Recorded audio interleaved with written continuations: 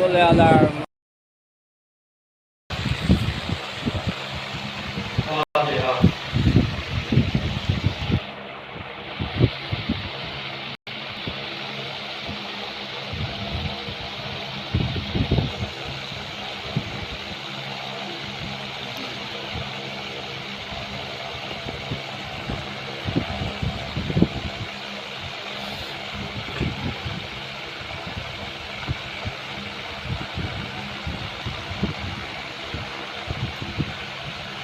اعوذ باللہ من الشیطان الرجیم بسم اللہ الرحمن الرحیم الحمدللہ رب العالمین والصلاة والسلام علی سیدنا ونبینا وشفیعنا وشفیع المذنبین بالقاسم محمد اللہم صل علی محمد وعلی محمد وعلى السيدين الطاهرين المعصومين المظلومين ولعنة الله على أعدائهم أجمعين من يومنا هذا إلى قيام يوم الدين أما بعد فقد قال الله سبحانه تبارك وتعالى وقوله الحق بسم الله الرحمن الرحيم يا أيها الذين آمنوا أطيعوا الله وأطيعوا الرسول وأولي الأمر منكم اللہم صل علی محمد وعلی محمد وعلیکم السلام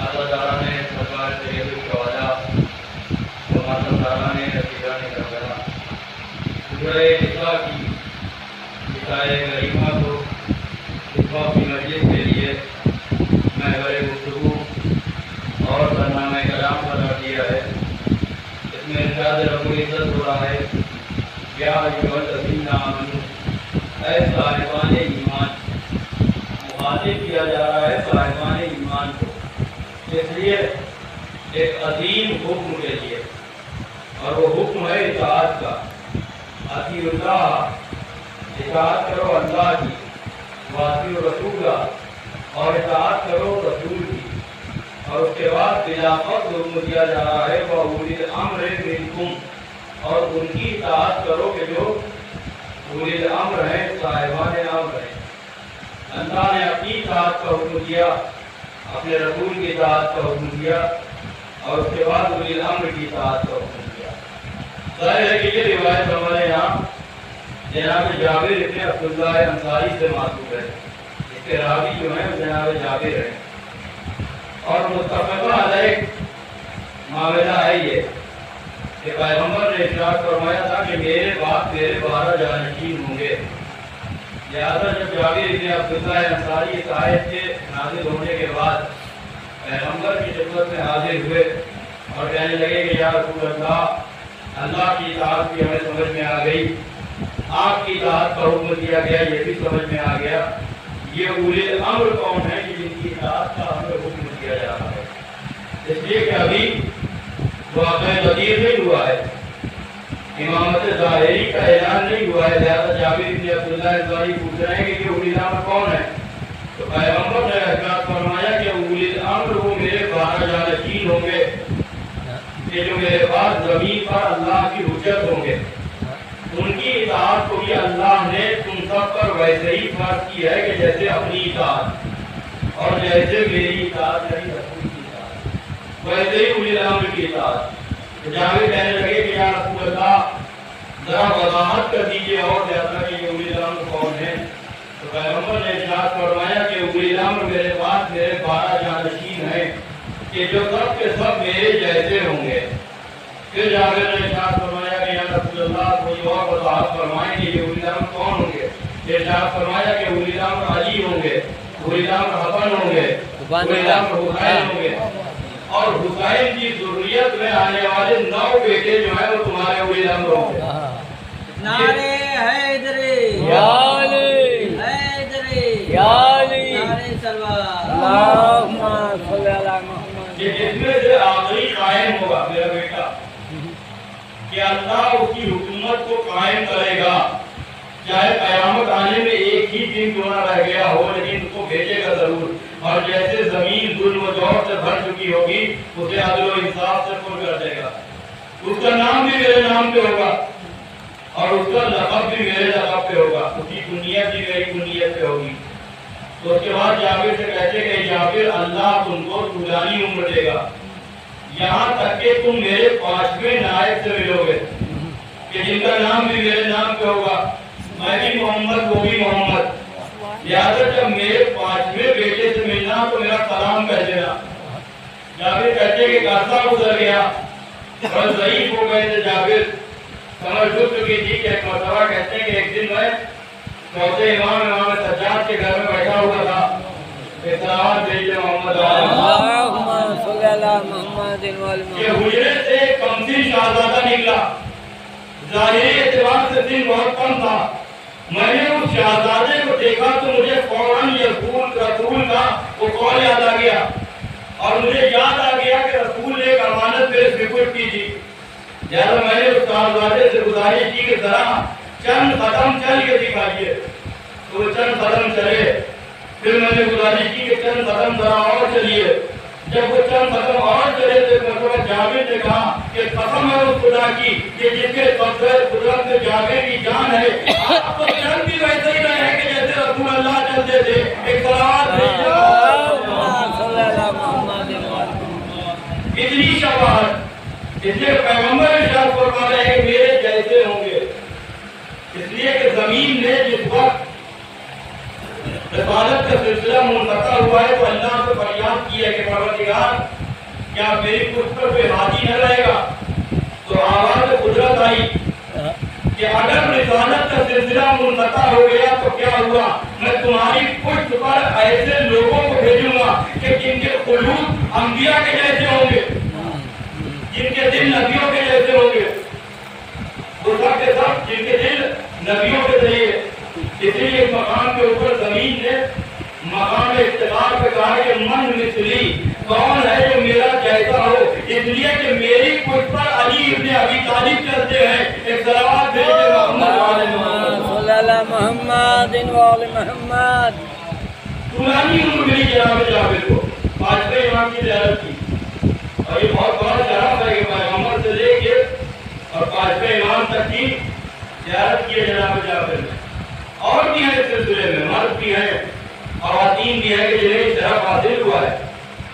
خود جناب حبابہ صالحیہ یہ امیر المومنین کی خدمت میں مدینے میں آئی اور آ کے کہنے لگی کہ یا امیر المومنین آپ ہمارے لیے امام برحق ہے، لیکن خدا نخواستہ اگر آپ دنیا سے رخصت ہو گئے تو آپ کے بعد امام کون ہوگا؟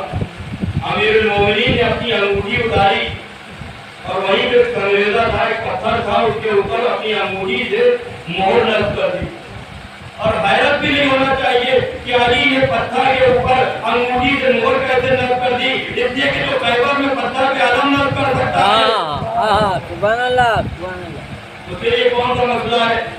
بس جو بھی میری طریقے سے معجزہ دکھا دے وہ میرے بعد امام ہوگا۔ امیر المومنین کی شہادت کے بعد جس وقت امام حسن مدینے آئے ہیں تو حبابہ صالحیہ آئی ہیں، اور آنے کے بعد امام حسن کی خدمت میں جب آئی تو امام حسن نے بھی انگوٹھی سے اسی پتھر پہ ویسے ہی مہر لگائی کہ جیسے امیر المومنین نے لگائی تھی۔ پھر اس کے بعد امام حسین کی خدمت میں آئی امام حسن کی شہادت کے بعد، امام حسین نے بھی وہی معجزہ دکھایا، یہاں تک کہ واقعہ کربلا کے بعد جب امام سجاد پلٹ کے آئے ہیں مدینے تو اب حبابہ صالحیہ امام کے پاس آئی مسجد میں، امام نماز پڑھ رہے تھے۔ اب ظاہر ہے کہ امام کی نماز اور امام کا قیام اس لیے کہ جس کے القاب میں ہی زین العابدین ہو، سید الساجدین ہو، اور یہ القاب دنیا نے نہیں دیے ہیں بلکہ جیسے حضرت علی کو القاب حکم خدا سے رسول نے دیے تھے ویسے ہی دیگر ائمہ کے ابھی جو القاب ہے وہ پیغمبر نے دیے، لہذا خود پیغمبر نے ارشاد فرمایا کہ میں دیکھ رہا ہوں کہ روز قیامت ایک منادی ندا دے رہا ہے کہ آئینہ سید الساجدین، آئینہ زین العابدین، سید الساجدین کہاں ہے، زین العابدین کہاں ہے؟ میرا بیٹا علی ابن حسین مجمع کو چیرتا ہوا لبیک کہتا ہوا آگے بڑھ رہا ہے۔ تو یہ القاب پیغمبر نے دیے ہیں۔ امام سجاد نے خدمت میں آئی، امام کا رکوع کچھ طولانی تھا، ضعیف ہو گئی تھی، کمر خمیدہ تھی، اب اس وقت ظاہر ہے کہ دن ہو چکا تھا، مرتبہ مایوس ہو کے جانے لگی. امام نے اشارہ کیا, امام کے اشارے سے رکی. یہ اشارہ بھی اگر آپ محسوس کر سکیں تو اشارہ ویسے ہی ہے کہ جیسے مسجد رسول میں آنے والے سائل کو علی نے اشارے سے روکا تھا اور وہ انگوٹھی زکات میں دی تھی کہ جس کی قیمت سلیمان کی حکومت کے برابر تھی. جیسے جناب امیر نے روکا ویسے ہی امام سجاد نے اشارہ کیا. وہ وہاں پہ سالبیہ اشارے کو سمجھی. جتنے قدم چل کے گئی تھی اتنے قدم جب پلٹ کے امام تک کے آئیں تو اب بڑھاپا جوانی میں تبدیل ہو چکا تھا.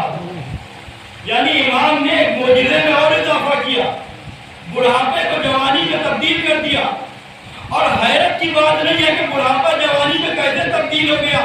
اگر ایک یوسف کی محبت میں زلیخا کی جوانی پلٹ سکتی ہے تو حبابہ کے دل میں تو 12 یوسف کی محبت ہے. سبحان اللہ. محمد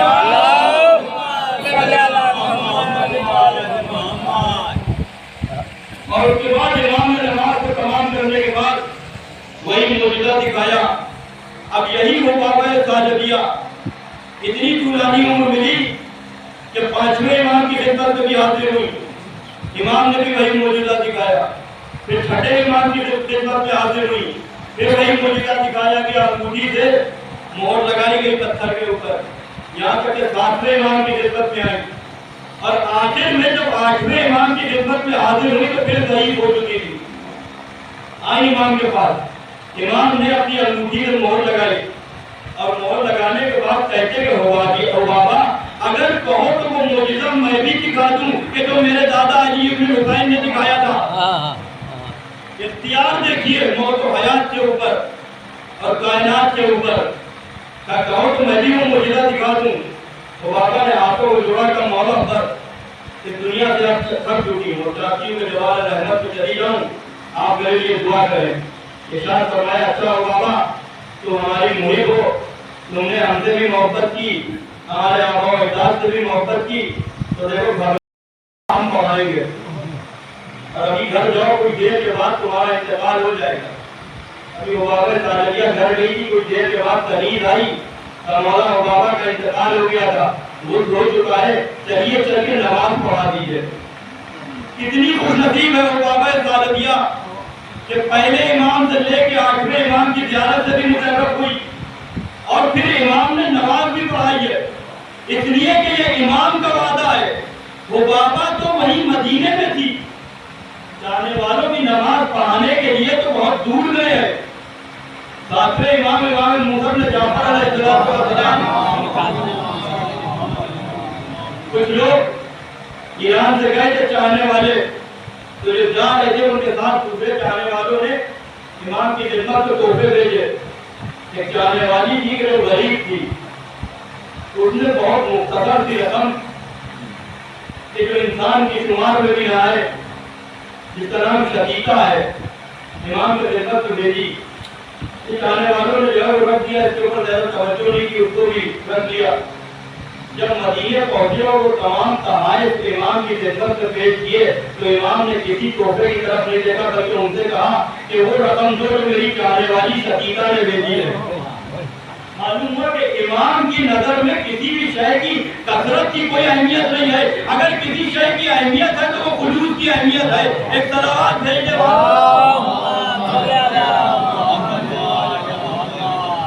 لہذا چاہنے والوں میں صرف اور صرف دیکھتے ہیں کہ خلوص کس کے پاس ہے. نہ انہیں ہماری دولت کی ضرورت ہے نہ کسی شے کی ضرورت ہے, صرف اور صرف خلوص چاہتے ہیں. اور اس کے بعد جب وہ لوگ جانے لگے تو کہا فلاں دن فلاں وقت شقیقہ سے کہہ دینا کہ اس کا انتقال ہو جائے گا, اور اس سے کہہ دینا کہ میں آؤں گا نماز جنازہ پڑھانے. اب وہ ایران میں امام مدینے میں انتقال ہوا, جنازہ رکھا ہوا ہے, اس لیے کہ امام نے وعدہ کیا تھا. ایک مرتبہ لوگوں نے دیکھا کہ مدینے کی طرف سے غبار اڑ رہا ہے اور تیز رفتار سواری میں بیٹھے ہوئے امام آ رہے ہیں. عزیزان گرامی, ہماری جو اہل بیت سے محبت ہے یہ ایک طرفہ نہیں ہے. جتنی محبت ہم اہل بیت سے کرتے ہیں اس سے زیادہ اہل بیت ہم سے محبت کرتے ہیں. بس شرط یہ ہے کہ اس محبت جو ہے وہ خالص ہو, اس میں خلوص ہو. اس میں کسی طریقے کی کوئی ملاوٹ نہ ہو، ایسا نہ ہو کہ اہل بیت سے محبت کا دعویٰ بھی کرے اور ان کے دشمنوں کے لیے دل میں نرم گوشہ بھی رکھے۔ ایک صلوات بھیج دے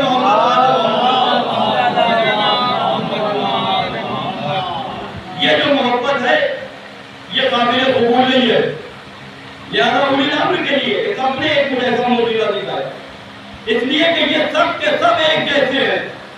خود پیغمبر ارشاد فرما رہے ہیں کہ سب ایک جیسے ہوں گے، سب میرے جیسے ہوں گے، جن کے قلوب انبیاء کے جیسے ہوں گے، اور وہ زمین پر اللہ کی حجت ہوں گے۔ اور جس نے ان میں سے کسی ایک کا بھی انکار کیا گویا کہ اس نے میری رسالت کا انکار کیا۔ اتنا اہم ہے مسئلہ امامت کہ اسے امت نے بہت آسان سمجھ لیا کہ جس کو دل چاہا اپنا امام مان لیا۔ جب امام ماننے پہ آئے تو پھر آیتوں کو بھی امام مان لیا کہ جو جمعے کی نماز خود کو پڑھا رہے تھے، سبحان اللہ، جو صبح کی نماز شراب کے نشے میں 2 رکعت کے بجائے 4 رکعت پڑھ رہے تھے، ایک صلوات بھیج دے محمد والے محمد۔ لہذا ضروری ہے کہ ویسے مانے کہ جیسے اللہ نے ہمیں حکم دیا ہے، اس لیے کہ اولی الامر کے مسئلے میں اولی الامر ویسے ہی معصوم ہوں گے کہ جیسے رسول معصوم ہے، ان کے یہاں بھی وہی عصمت ہوگی کہ جو عصمت رسول کے یہاں ہے۔ اس لیے کہ غیر معصوم کو اگر امام تصور کر لیا جائے تو جب وہ حکم دے گا تو اس کے حکم پہ ماننے والوں کو جو ہے وہ شک ہوگا، شبہ ہوگا، اس لیے کہ جب غیر معصوم ہے تو لوگ سوچیں گے کہ یہ حکم ہمارے نفع میں ہے یا ہمارے نقصان میں ہے۔ اگر عصمت نہیں ہے، یہ جو حکم دے رہا ہے یہ اپنے فائدے کے لیے دے رہا ہے۔ بھائی ہوتا ہے یا نہیں ہوتا ہے کہ دنیا میں اگر انسان کسی کو اپنا رہنما اپنا پیشوا بنائے تو ہوتا ہے یا نہیں اکثر و بیشتر کہ اپنے فائدے کے لیے دوسروں کو قربان کر دیا جاتا ہے اپنے فائدے کے لیے۔ لہذا اولی الامر کے ذریعے ضروری ہے کہ وہ معصوم ہو، اس کے یہاں عصمت ہو کہ جیسے انبیاء کے یہاں عصمت ہے۔ لیکن عزیزان گرامی، اب اس کو کیا کیا جائے کہ پیغمبر کی حدیث متفقہ علیہ ہے، مسلم میں بھی موجود ہے، ترمذی میں بھی موجود ہے کہ میرے بعد میرے 12 جانشین ہوں گے۔ ہمارے یہاں جابر بن عبداللہ انصاری جو ہے کہ سب کے سب میری آل سے ہوں گے، میرے اہل بیت میں سے ہوں گے۔ انہوں نے ذرا سے تبدیلی کر لی ہے کہ سب کے سب جو ہے وہ قریش سے ہوں گے۔ چلیے ٹھیک ہے، قریش سے ہوں گے، لیکن کیا قریش میں کوئی ایسے 12 ہیں کہ جو ان 12 کے مقابلے پہ لائے جا سکے؟ لہذا جب ملا علی قاری اور جلال الدین سیوطی نے 12 کی فہرست کو مکمل کرنے بیٹھے تو اس میں معاویہ کا نام بھی لکھ دیا۔ تعصب دیکھ رہے ہیں آپ، جن کی امامت کا اعلان اور ولایت کا اعلان رسول کر کے گئے تھے، جن کی عظمت کا اعلان قرآن کر رہا ہے، انہیں نہیں مانیں گے، چاہے مقابلے میں کیسوں کوئی کیوں نہ ماننا پڑے۔ تو 12 کو مکمل کرنا ہے، اس لیے لوگ پوچھیں گے کہ جب رسول نے کہا ہے کہ 12 ہے تو 12 کہاں ہے؟ تو آپ یہ دیکھیے کہ اس میں معاویہ کا نام لکھا گیا، یزید کا نام لکھا گیا، مروان کا نام لکھا گیا، آل مروان کا نام لکھا گیا، اور کچھ بنی عباس سے لے لیے گئے، جیسے ابو العباس صفا، جیسے منصور زمانگی، ہارون اور مامون، کچھ بنی امیہ سے، کچھ بنی عباس سے، اور کچھ اور نام جو ہونا بھی چاہیے تو فہرست میں ظاہر ہے کہ وہ نام اس لیے نہیں لیے کہ یہ نام کم سے کم لے لیے جاتے ہیں تو ہر ایک سن لیتا ہے۔ وہ نام لینے کا مطلب یہ نہیں ہے کہ وہ ان سے اچھے تھے، نہیں، وہ تو ان سے بھی برے تھے۔ معاویہ سے پہلے والے تھے کہ جن کی وجہ سے معاویہ مسلط ہوا ہے امت محمد کے اوپر، اس لیے کہ معاویہ کو گورنر بنایا کس نے تھا؟ دوسرے دور میں دوسرے حاکم نے شام کا گورنر معاویہ کو بنایا تھا، اور پہلے معاویہ کو نہیں بنایا تھا۔ معاویہ کا بڑا بھائی تھا، اس کا نام تو یزید تھا، اسی لیے جو دوسرا یزید ہے معاویہ کا بیٹا، اسے یزید ثانی بھی کہتے ہیں۔ پہلا بیٹا جو پہلا یزید تھا وہی ابو سفیان اور ہندا کا بیٹا، اسے شام کا گورنر بنایا تھا۔ وہاں شام میں طاعون کا مرض پھیلا، طاعون کا مرض جسے آج کل کی زبان میں کولرا کہا جا سکتا ہے، وہ پھیلا، بڑا موٹی مرض ہوتا تھا، اس میں کوئی بچتا نہیں تھا، بستی کی بستیاں جو ہیں اس زمانے میں وہ ویران ہو جاتی تھی جب طاعون کا مرض پھیل جاتا تھا. وہ اس مرض میں مر گیا. دوسرے خلیفہ مسلمانوں کے مدینے میں ہندا کے پاس تعزیت کے لیے گئے، اس لیے کہ تعلقات کا تقاضا بھی یہی تھا جس سے تعلقات ہو، اور ہر انسان کے تعلقات اس کے مزاج کے اعتبار سے ہوتے ہیں. تو آپ خود سمجھ لیجئے کہ جو ہندا کو تعزیت دے اس کا مزاج کیسا ہوگا. سبحان اللہ. اتنی خاموشی سے نہ سنیے، اس لیے کہ شرم ہونے لگتا ہے کبھی کبھی کہ اپنوں میں پڑھنا ہے کہ غیر آ گئے صلوات بھیجے محمد.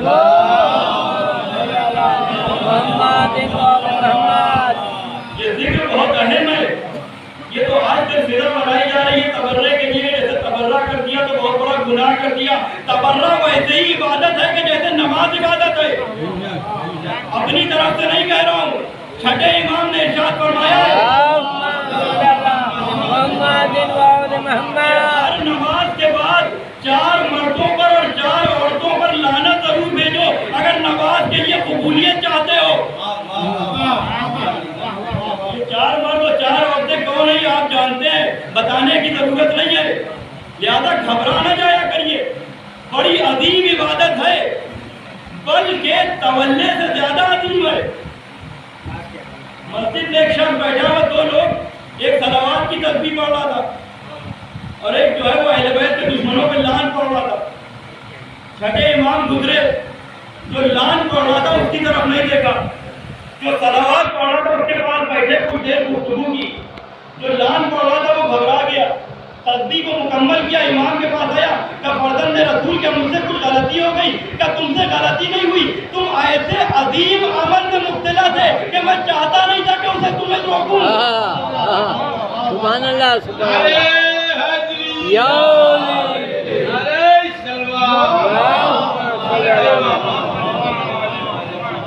ایسا عظیم عمل تم کر رہے تھے. لہٰذا یہ جو آج کل ماحول بنایا جا رہا ہے کہ جیسے ہمارے علماء اس کے مخالف ہیں، میں بار بار ابھی بھی میں گولا کر میں پڑھ رہا تھا، اس لیے کہ گھبرانا شروع کر دیا لوگوں نے، اپنوں کے مسئلے میں پریشان ہونے لگتے ہیں. عزیزان گرامی، یہی حق ہے اور یہی ہمارے علماء اور خطباء کی سیرت ہے بزرگوں کی. یہ تو آج کل مصیبت آ گئی ہے کہ ذاکر اہل بیت کے موٹیویشنل اسپیکر ہوتے ہیں، تو دنیا بھر کے قصے کہانی آپ کو سنائیں گے، کچھ نہیں ان کے منہ سے نکلے گا تو اہل بیت کے فضائل نہیں نکلیں گے، ان کے دشمنوں کے لیے لعن نہیں نکلے گی. اپنے مطلب کی بات ہر ایک کرتا ہے، کسی کی بات پہ توجہ نہ کیجیے.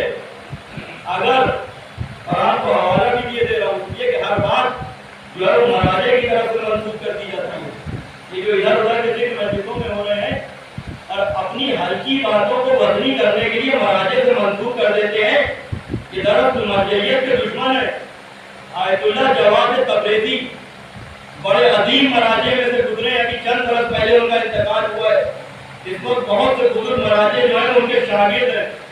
ان سے پوچھا گیا تھا کہ یہ بتائیے کہ جب مجلس میں محمد و آل محمد کے علاوہ کسی اور کا اور کچھ چیزوں کا ذکر جو ہے وہ کیا جا سکتا ہے؟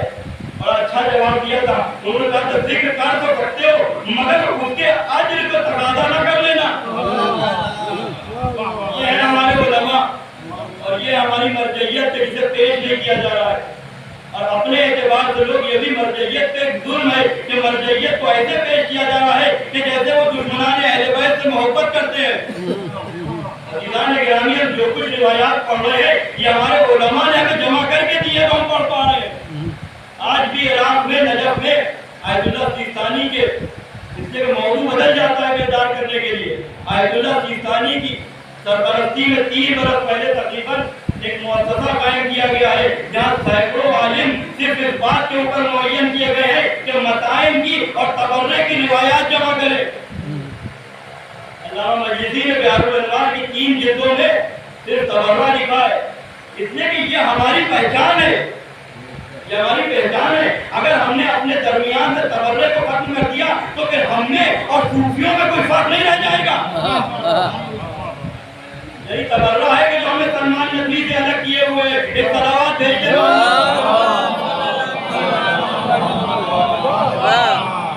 ورنہ فضائل کے ویڈیو تو ان کے بھی آتے. ابھی چند دن پہلے وہ کربلا زیارت کے لیے گئے تھے اور اور وائرل کیے جا رہے تھے. اور سب سے زیادہ تو افسوس اس وقت ہوتا ہے جس کو چاہنے والے اتنا خوش ہو جاتے ہیں مومنین کہ جیسے لگتا ہے کہ فضائل تو یہی پڑھ رہے ہیں. ان کا فضائل پڑھنا عین منافقت ہے، اس لیے کہ فضائل اہل بیت کے صرف پڑھنے کے لیے نہیں ہے، پہلے مانو پھر پڑھو. یہ عجیب بات ہے کہ جب ماننے کی بات آئے گی تو وہاں حرم امام حسین میں بیٹھے ہوئے ابو حنیفہ کی تعریف ہو رہی ہے اور اس کی روایات. اور جب حضرت علی کے حرم میں نجف میں آئے تو پہلے والوں کو ذکر کرتے ہوئے تو شرم آئی. جہاد ہوا تو اس طریقے سے کر رہے ہیں کہ علی ان کے بھی مولا تھے، ان کے بھی مولا تھے، ان کے بھی مولا تھے. عزیزان گرامی، ہم ان چیزوں سے خوشی نہیں ہوتے ہیں کہ علی ان کے بھی مولا تھے، علی ان کے بھی مولا تھے، علی ان کے بھی مولا تھے. ارے ان کے کی کیا بات ہے؟ علی آدم کے مولا ہے، علی نوح کے مولا ہے، علی ابراہیم کے مولا ہے. سبحان اللہ. تو جو 1,23,999 انبیاء کا مولا ہو اس کے لیے ان کے مولا، ان کے مولا، ان کے مولا کی کیا حیثیت ہے؟ اسی لیے تو جب وہ ایک مخصوص نعرہ لگتا ہے تو مجھے بہت اچھا نہیں لگتا کہ پڑھا جھوٹا عمر بولا علی مولا، علی مولا. یہ کون سی بات ہوئی؟ یہ کون سی شرف کی بات ہے؟ جسے حاجت اور مدد کے لیے موسیٰ اور عیسیٰ نے بلایا ہو. سبحان اللہ. شعور ہونا ضروری ہے، بیداری ہونا ضروری ہے. چاہے فضائل پڑھے اور چاہے مطائل پڑھے. عزیزان گرامی، اولی الامر کی اطاعت، سب سے پہلے اللہ کی اطاعت، پھر اس کے بعد رسول کی اطاعت اور اس کے بعد اولی الامر کی اطاعت. رسول کی اطاعت صرف اور صرف اگر کسی کو نمونہ عمل بنایا جا سکتا ہے تو وہ اہل بیت کو بنایا جا سکتا ہے، ائمہ معصومین کو بنایا جا سکتا ہے. نہ صحابیت میں کوئی ایسا ہے کہ جسے نمونہ عمل بنایا جائے اہل بیت کے ہوتے ہوئے. اس لیے کہ اہل بیت کے مقابلے پر کسی کی کوئی اہمیت نہیں ہے. اس بات کو ہر ایک کو سمجھ لینا چاہیے اور یہ ہمارا بنیادی عقیدہ ہے. نہ صحابیت کو اہل بیت کا درجہ دیا جا سکتا ہے، نہ کسی عالم کو اہل بیت کا درجہ دیا جا سکتا ہے، اور نہ ہمارے علماء کا ہم سے یہ تقاضا ہے کہ ہم انہیں برابری کے جو ہے ان کی اہل بیت سے کریں. اس لیے کہ وہ خود جانتے ہیں کہ انہیں یہ جو علم ملا ہے یہ اہل بیت کے طفیل میں ملا ہے، یہ اہل بیت کی نوکری میں شرف ملا ہے، یہ ان کی خدمت کا اجر ملا ہے. لہٰذا جب بھی وہ اپنی دستخط کرتے ہیں تو خادم اہل بیت لکھتے ہیں، گدائے اہل بیت لکھتے ہیں، اپنے القاب لکھتے بھی نہیں ہیں. لہٰذا یہ جو آج کل سلسلہ شروع ہو گیا ہے کہ علماء کا ذکر کثرت سے کیجیے. عزیزان گرامی، علماء کی نالینیں ہمارے سروں کے اوپر. میں اکثر و بیشتر پڑھ رہا ہوں اس بات کو کہ ہمارے علماء چاہے وہ ماضی کے ہوں اور چاہے کوئی حال کے ہوں، کوئی بھی اس بات کو پسند نہیں کرے گا کہ ان کا ذکر اہل بیت کے مقابلے پہ کیا جائے. اس لیے کہ ہمارے علماء کو اگر ممبروں سے اپنے ہی فضائل پڑھانا ہوتے تو اتنی موٹی کتابیں اہل بیت کی شان میں کیوں لکھتے؟ زیادہ یہ گمراہ کیا جا رہا ہے، آپ کے وقت کو ضائع کیا جا رہا ہے اور آنے والی نسلوں کو فضائل سے دور کیا جا رہا ہے. دراصل یہ علماء کے بھی دوست نہیں ہے. اگر علماء کے دوست ہوتے تو ممبر سے وہ پڑھتے کہ جو علماء کی محنتیں ہیں، جو ان کی کاوشیں ہیں کہ کن حالات میں شیخ صوفی نے بوریا ڈال کے کاندھے پہ اور ایک چھوٹے سے حجرے میں ایسی ایسی کتابیں لکھی. علامہ مجلسی نے اور علامہ ہلی نے کیسی کیسی کتابیں لکھی اور کیسے کیسے جوابات دیے. ایسے ہی جوابات دیے تھے علامہ ہلی نے کہ جس وقت انتقال ہوا ہے تو ابن تیمیہ نے کہا تھا کہ خوشی مناؤ، اپنے گھروں کے اوپر روشنی کرو، شیرینی تقسیم کرو. عزیزان گرامی، محبت اہل بیت عروج پہ اسی وقت پہنچے گی کہ جب مرنے کے اوپر دشمن جشن منائے. اس وقت محبت اپنے کمال کے اوپر پہنچے گی کہ دشمن مٹ ہو جائے. تو یہی سے آپ سمجھیے. اس لیے کہ صرف 4 مصرے کہہ کے علامہ ہلی نے بھیجے تھے. ابن تیمیہ کے پاس جواب نہیں تھا. ان 4 مصروں نے صرف یہ لکھ دیا تھا کہ اگر تم عالم ہوتے تو ایسی بات ہی نہ کرتے، لیکن کیونکہ تم جاہل ہو اس لیے تم یہی بات کر بھی سکتے ہو. ایک صلوات بھیجو محمد. یہ ہے ہمارے علماء کہ جنہوں نے اس برے وقت میں اس پراشور زمانے میں اس طریقے سے اہل بیت کے شان میں احادیث کو جمع کیا ہے، روایات کو جمع کیا ہے. جبکہ دشمن سے اس فراق میں تھا کہ کیسے بھی جو ہے وہ احادیث کے مقابلے پر کچھ حدیثیں گڑھ دی جائیں، اور یہی ہوا بھی ہے. روایات کے مقابلے پر روایات گڑھ دی جائیں. لہٰذا عزیزان گرامی کس قدر روایات گڑھی گئی ہیں. آج ناموں سے صحابہ کے دل کے اوپر اور لوگ جو ہے وہ پیغمبر کی توہین کے اوپر اور اصحاب کی توہین کے اوپر. ارے پیغمبر کی توہین اگر کہیں سب سے زیادہ ہوئی ہے تو یہی سیاہ زندہ میں ہوئی ہے. یہی بخاری اور یہی مسلم. بخاری کی روایت ہے اور انہی سے روایت ہے کہ جو مسلمانوں کے نزدیک سب سے شہیدی ہمارا ہے. ان سے روایت ہے کہ پیغمبر مسجد میں گئے, ایک صحابی ابھی کعب جس کا نام تھا وہ بیٹھا ہوا قرآن پڑھ رہا تھا. پیغمبر نے کہا کہ تمہارا بہت شکریہ, اس لیے کہ یہ آیتیں تو ہم بھول گئے تھے, یہ سورت تو ہم بھول گئے تھے, تم نے پڑھی تو ہمیں یاد آ گیا. 1400 برس سے یہی منبر ہے اور یہی فرش حسین ہے کہ جس کی وجہ سے الحمدللہ ہمارے عقیدے میں کوئی فرق نہیں آیا. اگر یہ بیان نہ ہوتا تو ہمارا بھی یہی عقیدہ ہوتا. لیکن ہمارا یہ عقیدہ کیسے ہو کہ پیغمبر سورہ بھول گئے, پیغمبر نماز بھول گئے, پیغمبر قرآن بھول گئے, پیغمبر آیتیں بھول گئے. اس لیے کہ ہم تو یہ پڑھتے ہیں کہ جب وسیع کی شان یہ ہے کہ ایک رکعت سے دوسری رکعت میں قرآن ختم کر لے. سبحان اللہ. تو پھر خود اس رسول کی کیا شان ہوگی کہ جس پہ قرآن نازل ہوا ہے. یہی ذکر اہل بیت ہے, زیادہ اس کے علاوہ کوئی کام کی بات نہیں ہے. اگر ذکر اہل بیت مائنس کر کے کام کی باتیں کی گئی تو آپ کبھی یہی عقیدہ ہوگا کہ رسول نماز بھول جاتے تھے, سورے بھول جاتے تھے, آیتیں بھول جاتے تھے.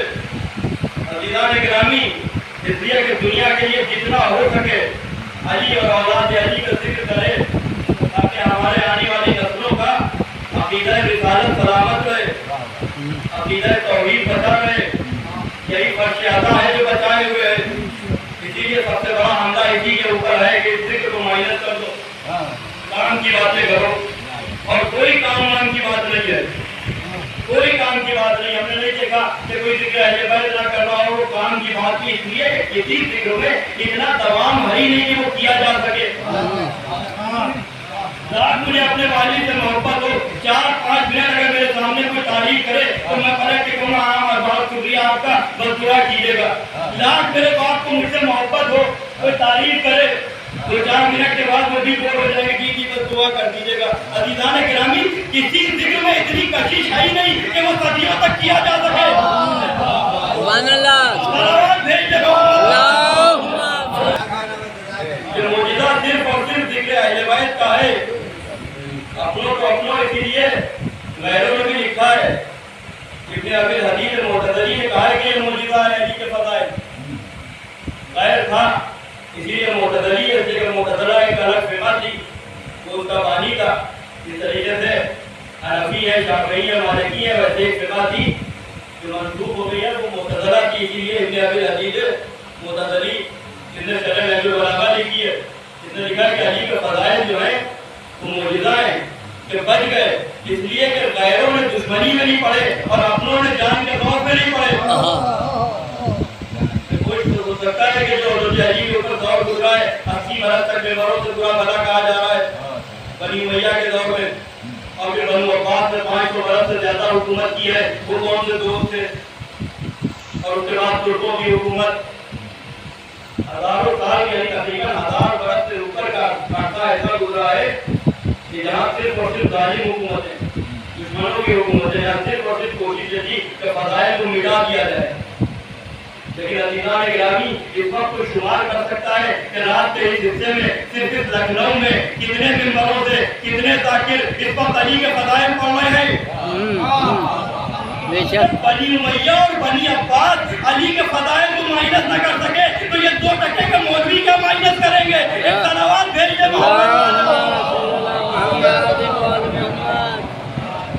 ان سے زیادہ زور لگا دیں گے, ان سے زیادہ پیسے کی جو ہے وہ فراوانی کر دیں گے.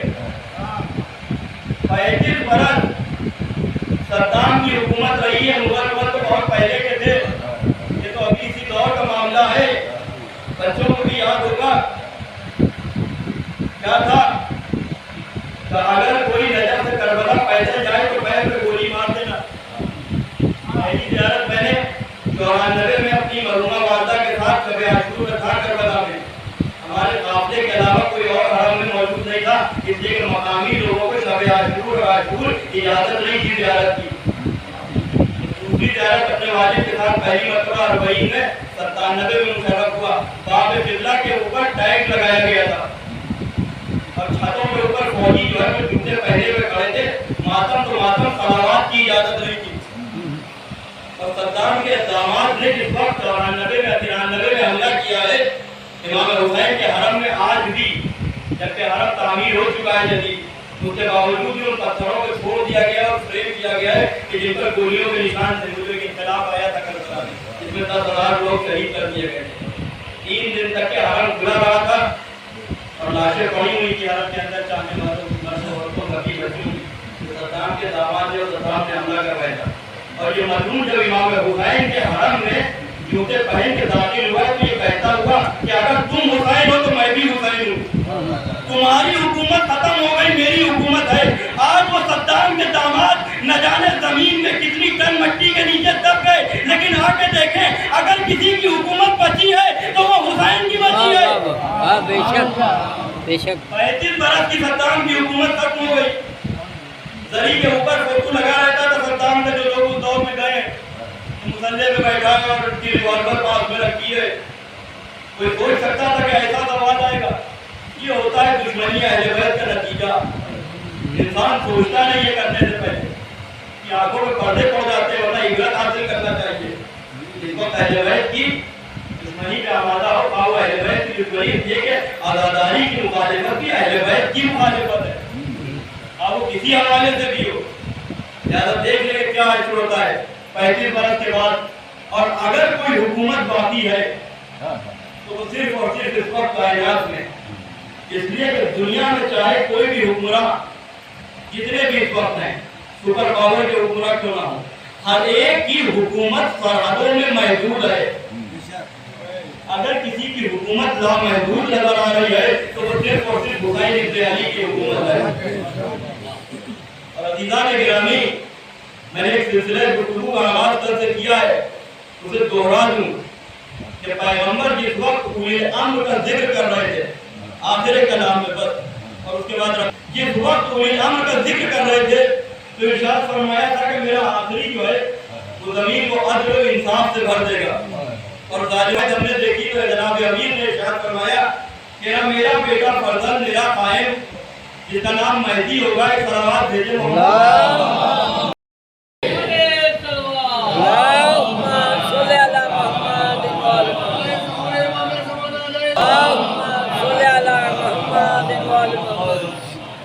اس کی حکومت جب قائم ہوگی تو مشرق اور مغرب کے لوگ ایک مقام پہ جمع ہو جائیں گے.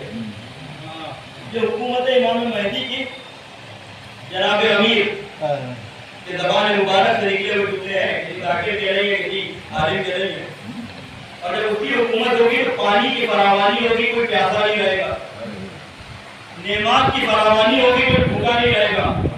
زمین اپنے خزانوں کو نکال کے اس کے سامنے پیش کر دے گی. دریائیں پہنچ جائیں گی، فصلیں دو گنی اگیں گی. یہ تمام تعریفیں جناب امیر کے زبان مبارک سے ہیں. اور اس کے بعد ارشاد فرماتے ہیں کہ نعمات کی فراوانی ہوگی. عزیزان گرامی، اور آخری مرحلے میں ارشاد فرماتے ہیں کہ ایک خاتون عراق سے چل کے شام جائے گی، صحرا کے راستے سے، تنہا، زیورات سے آراستہ. انسان تو انسان، میرے بیٹے کی حکومت میں کوئی جانور بھی اسے نقصان نہیں پہنچا سکے گا. یہ نشانیاں بتائی ہیں. عقل انسانی ہر شے کو گوارا نہیں کر سکتی ہے، بڑی جلدی جو ہے وہ نہیں مان پاتی ہے. لہٰذا جو کچھ مستقبل میں ہونا ہوتا ہے اس کی ایک جھلکی ضرور دکھائی جاتی ہے. کوئی سوچ سکتا ہے کہ ظلم دور کے زمانے میں کہ کوئی خاتون ایک ملک سے دوسرے ملک یا ہمارے یہاں ایک شہر سے دوسرے شہر جانا مسئلہ ہوا جا رہا ہے، اور دوسرے ملکوں کا بھی یہی حال ہے ظلم کا. اس لیے کہ حاکم کم ہو گئے، ہر جگہ ایک ہی جیسے ہوتے ہیں، صرف اور صرف ظلم حکومت کو بچانے کے لیے. البتہ جو حکومت ظلم میں قائم کی جاتی ہے وہ کبھی قائم نہیں رہ سکتی ہے، تاریخ اس کی گواہ ہے. لہذا ایک خاتون عراق سے چل کے شام جائے گی، زیورات سے آراستہ. انسان تو انسان، جانور بھی اسے نقصان نہیں پہنچا سکے گا. عزیزان گرامی، یہ جو ہے بتائی جا رہی ہے نشانی. تو جو مستقبل میں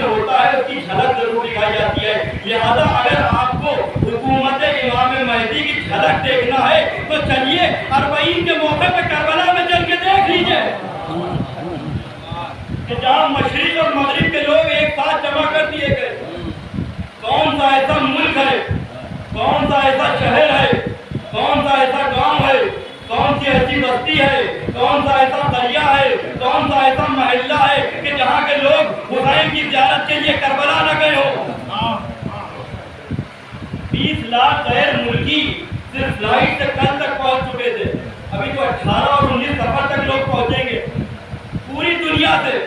तो मगरिब और मशरिक से लोग जमा कर दिए गए एक मकाम के ऊपर। और उसके बाद इरशाद फरमा रहे अमीरुल मोमिनीन कि पानी की फरावानी होगी। अब इससे बढ़ के और क्या मिसाल होगी कि 47 और 48 डिग्री गर्मी है, 5 करोड़ का मजमा है इराकी और ईरानी मिला के, मगर कोई ये नहीं कह सकता कि हम प्यासे हैं। ये निशानी इमाम हुसैन इमाम महदी की हुकूमत की। नेमात की फरावानी होगी, इससे बढ़ के क्या मिसाल होगी कि इतना बड़ा मजमा दुनिया में होता है। जब मुल्कों में आपस में जंग होती है तो रेफ्यूजी एक मुल्क से दूसरे मुल्क पहुंच जाते हैं, जिस मुल्क जाते हैं परेशान हो जाते हैं लोग, उस मुल्क के हाकिम कि ये जो 1,00,000 2 लाख आ गए, इन्हें खाने का इंतजाम कैसे किया जाए, इनके पानी का इंतजाम कैसे किया जाए। ये इमाम महदी की हुकूमत नहीं तो और क्या है कि 5 करोड़ है, 6 करोड़ है, इसलिए कि हर साल 5 मिलियन का इजाफा हो रहा है, 50 लाख का हर साल इजाफा हो रहा है, जो वहाँ की रिपोर्ट है।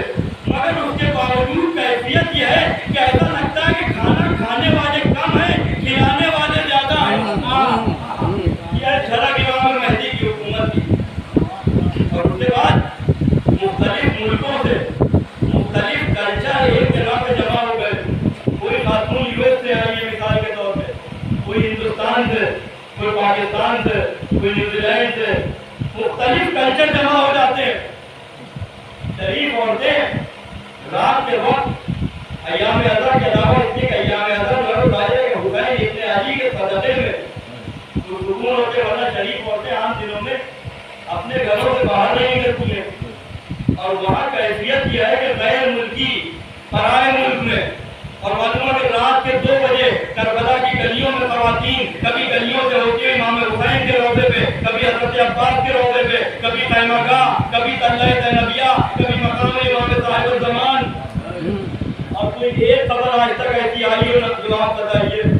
हमारे मुल्क में भी आवाज़ है कि इज्तिमा होता है बहुत बड़ा, ऐसी रिपोर्ट आती है बाद में कोई खो गया, किसी के साथ ये हादसा हो गया, किसी के साथ ये हो गया। गिरामी नस्ल और ज़ब्त को अगर देखना है तो करबला में जाके देखें कि इतना बड़ा मजमा, और सिर्फ ये झलक है इमाम महदी की हुकूमत की। अब आप तसव्वुर कीजिए कि इस वक्त वो आप आ जाएंगे और हुकूमत कायम हो जाएगी तो क्या कैफियत होगी। अमीरुल मोमिनीन इसी रिवायत से आगे बयान करवाते हैं कि नेमात की इतनी फरावानी होगी, जमीन अपने खजानों को इस तरह से निकाल के सामने रख देगी कि सोना और चांदी बाजारों में आटे और चावल की तरीके से बिकेगा, हर एक उसे खरीद सकेगा, इसलिए कि अदल और इंसाफ की हुकूमत होगी। हर एक का बराबर जो 4.5 साल जैसी हुकूमत खुद मौलाना मुत्तकियान ने की है, वैसी हुकूमत करेंगे इमाम महदी। फर्क ये है कि अली की हुकूमत में उस वक्त पूरी जो है ज़ाहिरी हुकूमत थी, तो पूरी कायनात उन्हीं के सत्ते में, लेकिन ज़ाहिरी हुकूमत जो है वो महदूद थी। इस वक्त तकरीबन 42 से 43 मुल्क उसमें आते हैं, लेकिन इमाम महदी की जो हुकूमत होगी वो पूरी कायनात की हुकूमत ज़ाहिरी तत्वों में वही है। क्या जनाब अभी क्या की हुकूमत ज़ाहिरी जो अल्लाह ने दी वो पूरी कायनात, लेकिन ज़ाहिरी हुकूमत महदूद थी। इमाम महदी की हुकूमत का महदूद होगी, इसलिए हर एक मानेगा। इसलिए कि ईसाई भी आके मान लेंगे उस वक्त जब देखेंगे कि नमाज का वक्त आया है और मुसल्ला बिछाया जा रहा है तो ज़हरा का बेटा इमाम है, मरियम का बेटा मामूम है। उस वक्त वो भी लोग आगे बढ़ के इमामत को मान लेंगे और अपने सर को तस्लीम कर लेंगे। तो अज़ीज़ान गिरामी कितना बड़ा मजमा पहुंच गया, और अज़ीज़ान गिरामी 4 करोड़ पहुंच गए, 5 करोड़ हर साल तादाद बढ़ती जाती है। हर एक ये चाहता है कि हम करबला पहुंच जाएं, और जो नहीं जा सकता दिल में एक कसक रह जाती है। बस उस तड़प को अपने दिल में रखिए और इसी तड़प के साथ रोज़े अरबईन करबला के रुख करके कहिएगा सल्लल्लाहु अलैहि वसल्लम। तो हुसैन आपके आने को कबूल कर लेंगे। बस शर्त यह है कि तड़प दिल में रहना चाहिए, कसक दिल में रहना चाहिए, मोहब्बत में कमी न होना चाहिए, जज्बे में कमी न होना चाहिए। गिरामी सब करबला हुसैन की अरबईन तक पहुंच गए। बस अगर हुसैन की अरबईन पर कोई न पहुंच सका तो वो हुसैन की 4 बरस की सकीना जिसके दिल में बड़ी तमन्ना थी कि बाबा وہ سکینہ شام کے زندان میں سو گئی۔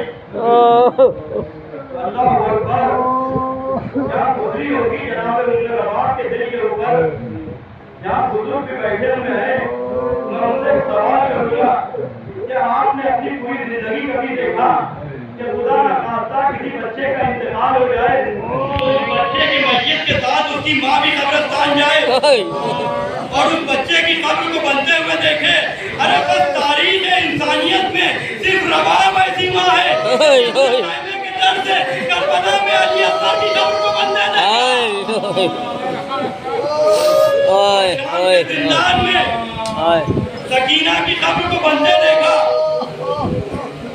اور بعد سکینہ جب شام میں انقلاب آیا ہے، یزید کو مجبوراً رہا کرنا پڑا، اس لیے کہ کیفیت جو ہو چکی تھی کہ شام کے چھوٹے چھوٹے بچے ہاتھوں میں پتھر لیے ہوئے قصر یزید پہ آتے تھے، پتھر مار کے کہتے تھے یزید حسین کی اس 4 برس کی بیٹی نے کیا خطا کی تھی، تیرے مظالم کی وجہ سے زندان میں دنیا سے رخصت ہو گئی، رہا کرنا پڑا۔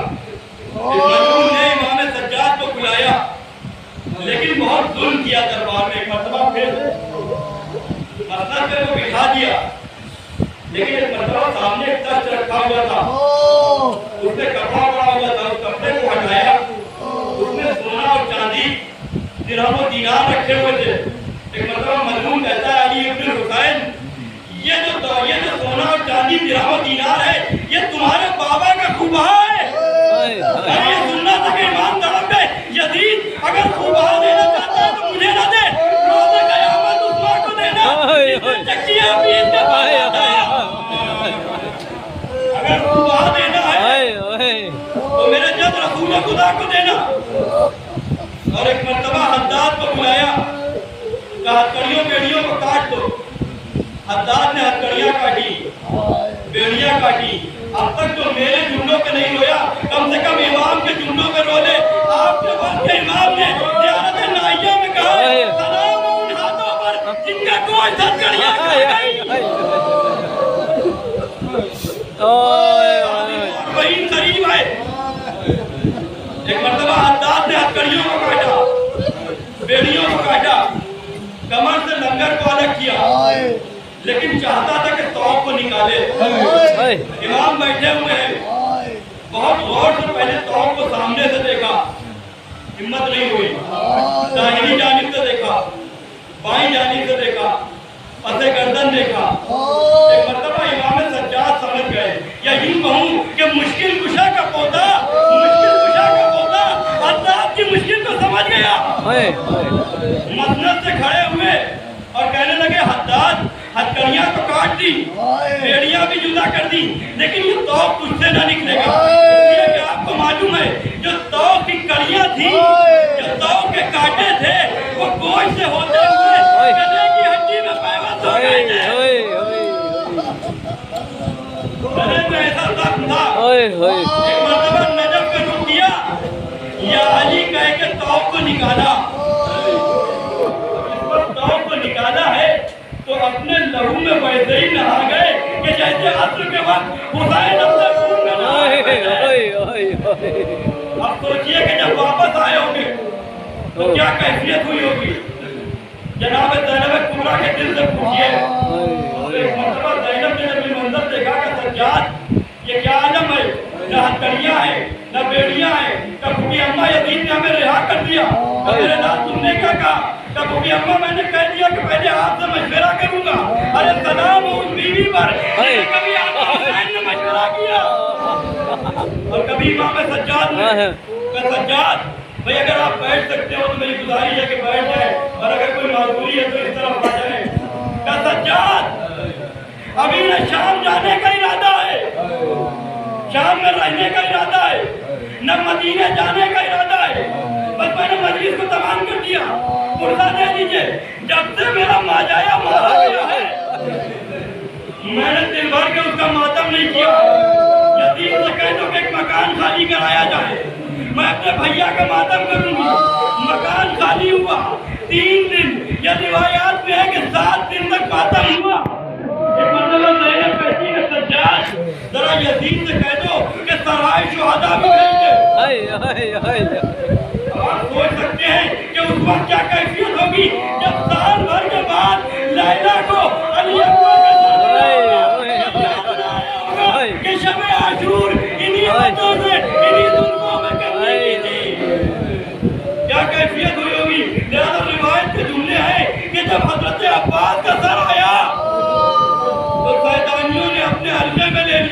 सरे बुरीदा आया, सरे बुरीदा।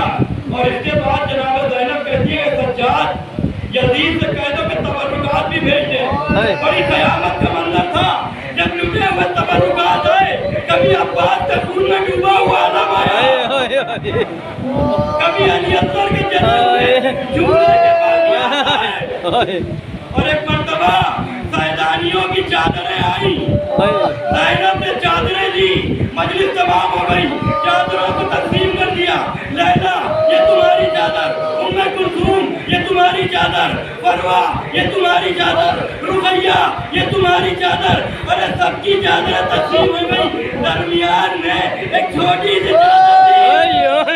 ज़ैनब ने उस चादर को लिया, जिंदा ने शर्म में आई,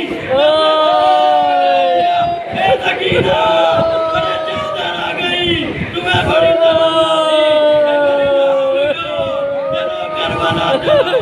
मैं अपने भैया से क्या कहूँगी, भैया की अमानत हो गई।